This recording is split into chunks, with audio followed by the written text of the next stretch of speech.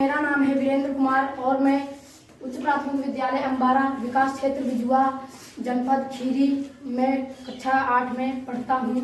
मैं आज आप लोगों के सामने विद्युत बल्ब पर प्रेजेंटेशन देने जा रहा हूँ। कृपया आप लोग इसे ध्यान से सुनें।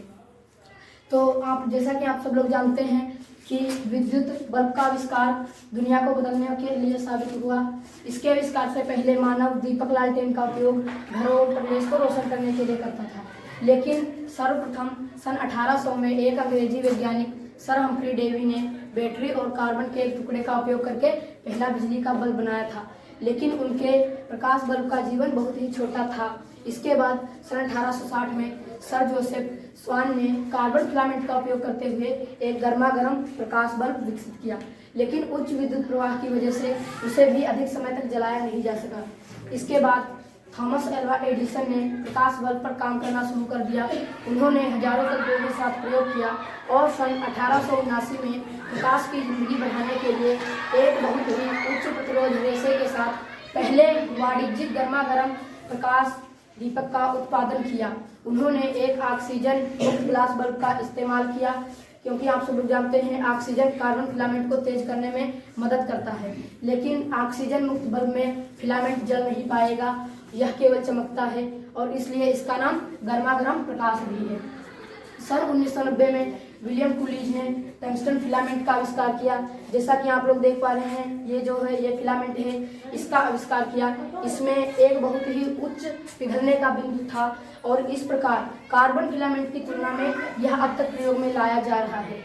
प्रकाश बल्ब में प्रकाश उत्सर्जक के माध्यम के रूप में टंगस्टन फिलामेंट है, यानी इसमें प्रकाश उत्सर्जक के माध्यम के रूप में फिलामेंट है और यह सटीक मशीनों द्वारा सटीक क्रॉस अनुभागीय क्षेत्र देने के लिए निर्मित है। जैसा कि आप सब लोग जानते हैं, कार्बन फिलामेंट का उपयोग फिलामेंट को बहुत ही उच्च प्रतिरोध देने के लिए बनाया गया है। यह एक बल्ब या ग्लास में लगाया गया है।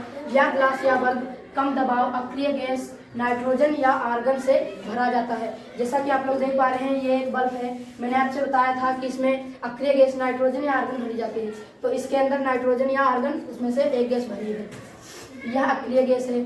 जब बिजली गुंबददार टंगस्टन फिलामेंट के माध्यम से गुजरती है, यानी यहाँ से गुजरती है, तो यह गर्म होकर प्रकाशित होती है।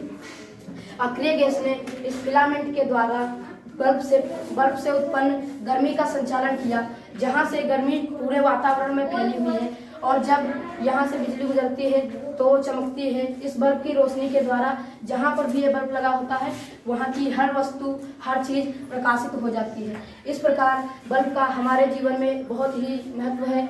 इसका उपयोग हम पढ़ाई में या अंधेरे में प्रकाश करने के लिए, यानी बहुत सी चीजों के काम में करते हैं। धन्यवाद।